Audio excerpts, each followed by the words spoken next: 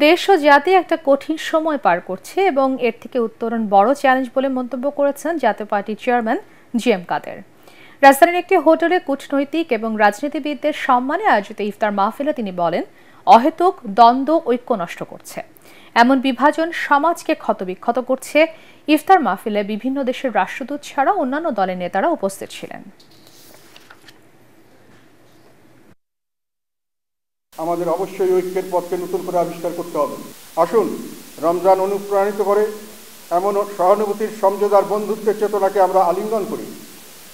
আসুন আমরা একসাথে হাতে হাত মিলিয়ে বাংলাদেশের জন্য একটি উজ্জ্বল ভবিষ্যৎ গড়তে কাজ করি। এমন একটি ভবিষ্যৎ যেখানে শান্তি ও সম্প্রীতি বিরাজ করবে, একে অপরের প্রতি শ্রদ্ধাশীল ও সহনশীল হব। জাতি হিসেবে বাংলাদেশ সবসময় সকলের সঙ্গে বন্ধুত্ব, কারোর সঙ্গে বিদ্বেষ নয় নীতি লালন করেছে। এটি হলো সেই পথ প্রদর্শক আলো যা আন্তর্জাতিক মঞ্চে আমাদের পথকে আলোকিত করে।